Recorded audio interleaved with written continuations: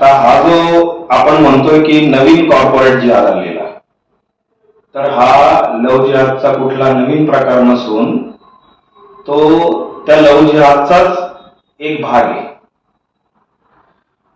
आता आपण लँड जिहाद म्हणतो, लव्ह जिहाद म्हणतो किंवा व्यवसायातला जिहाद म्हणतो.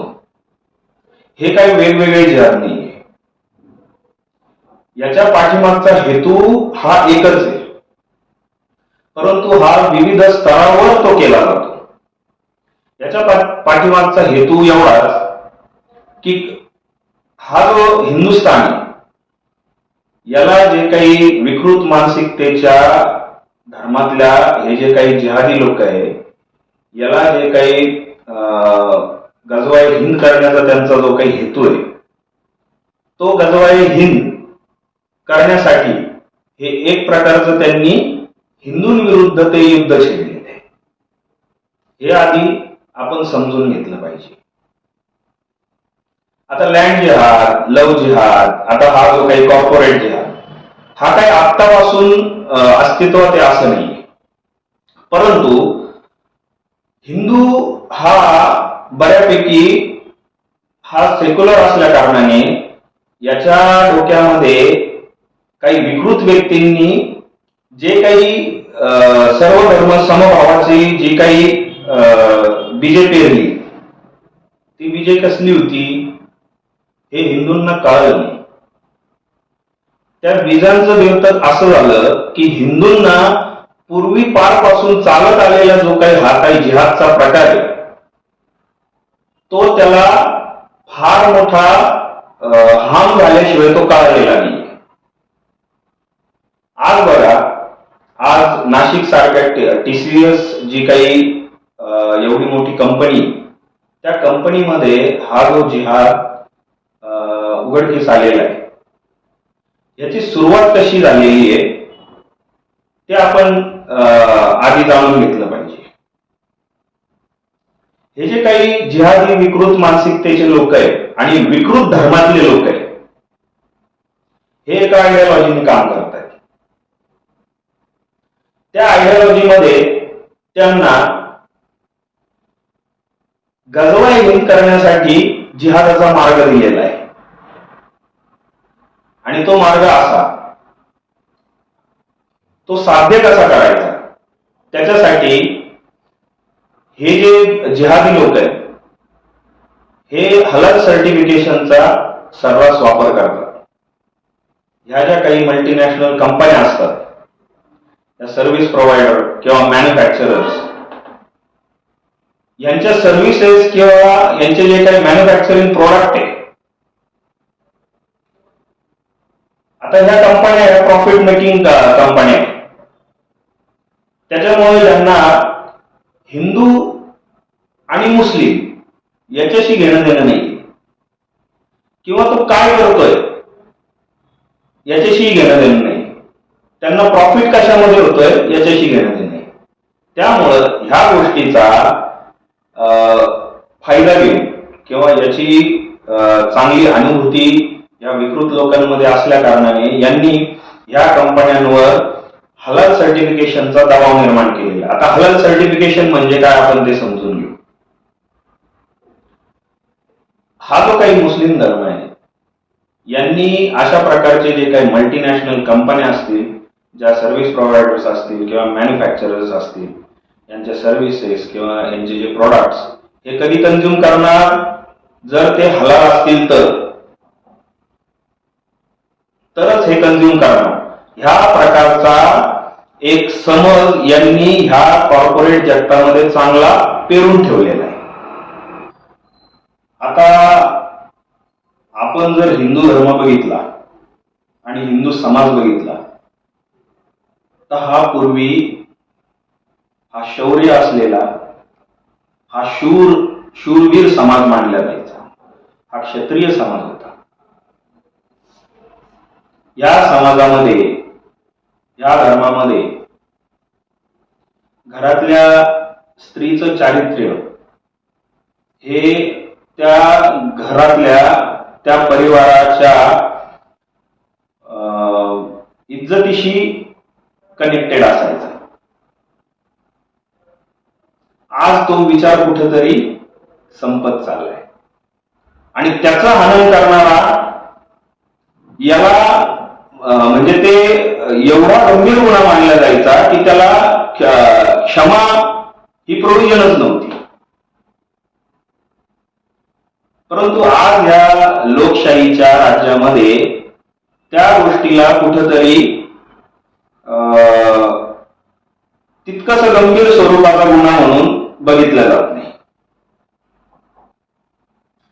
ज्या देशामध्ये स्त्री चारित्र्याच्या हरणावरून महाभारत आणि रामायण सारखे मोठे मोठे युद्ध घडले, त्या देशामध्ये आज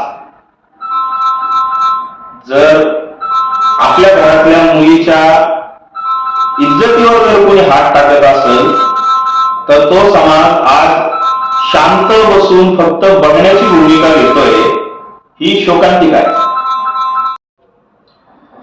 ज्या धर्मामध्ये मुलीचं संरक्षण करण्यासाठी किंवा स्त्रीचं संरक्षण करण्यासाठी एक वेगळा सण साजरा केला जातो, रक्षाबंधनाचा, तो समाजाशी बघण्याची भूमिका घेतोय, तर हे का झालं? त्या समाजाला म्हणजे त्याचे जे काही सण होते, हा जो रक्षाबंधनाचा सण आहे तो भावानी बहिणीला तिच्या रक्षणाचं वचन देण्याचा सण आहे. पण तो सण काय होऊन राहिलाय आज? तो फक्त चॉकलेट वाटपाचा सण बनून राहिलेला आहे सर. आणि राखी फक्त फॅशन म्हणून बांधण्याचा सण झालेला आहे. त्या सणाचं गांभीर्य कुणाला लक्षात राहिलेलं नाहीये किंवा ते सांगणारे लोक देखील या समाजामध्ये राहिलेले नाहीये. रक्षाबंधन काय? एक बहीण ज्या वेळेला भावाला राखी बांधते त्यावेळेस ती त्याच्याकडून वचन घेते की ज्या वेळेस माझ्या इज्जतीवर कुठला राक्षस वाईट डोळा टाकल त्यावेळेस तू त्याचा डोळा काढून आणशील, तू माझ्या चारित्र्याचं, माझ्या इज्जतीचं रक्षण करशील. आणि तो भाऊ ते वचन देतो आणि ज्या वेळेला असा प्रसंग येतो त्यावेळेस भाऊ स्वतःचा विचार न करता आपल्या बहिणीच्या इज्जतीचं रक्षण करण्यासाठी त्या क्रूर नराधमाचा वध करून येतो. हा रक्षाबंधनाच्या पाठीमागचा मूळ हेतू आणि आयडियोलॉजी आहे, जी हा हिंदू धर्म विसरलेला आहे.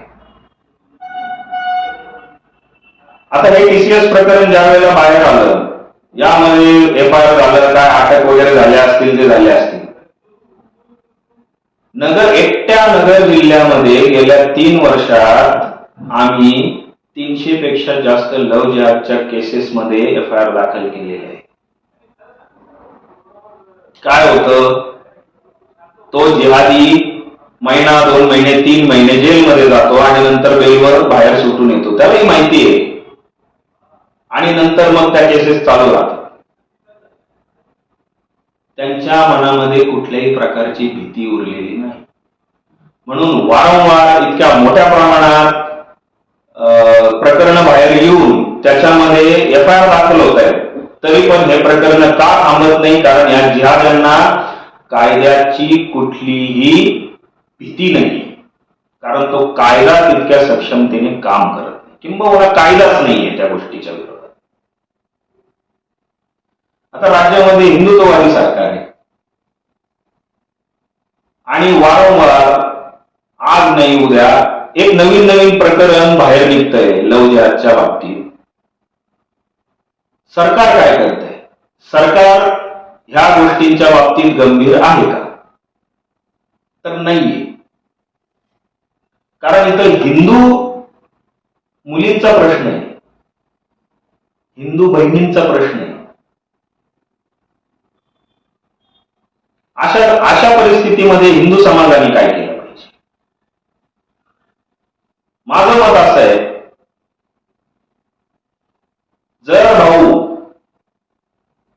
बहिणीकडून राखी बांधून घेत असेल आणि त्या बहिणीवर जर कोणी वाईट डोळा टाकत असेल, कोणता जिहादी वाईट डोळा टाकत असेल, तर त्या भावानी आपलं रक्षाबंधनाचं जे काही वचन आहे ते पाळावं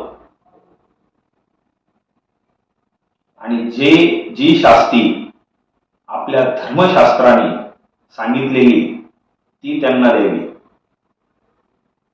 त्याच्यानंतर काय परिणाम होतील, त्याला जो काही लिगल सपोर्ट लागेल, त्याला जो काही कायदेशीर सपोर्ट लागेल, तो सपोर्ट आम्ही देऊ. एकही रुपया न घेता याची शाश्वती मी तुमच्या माध्यमातून आज देतो.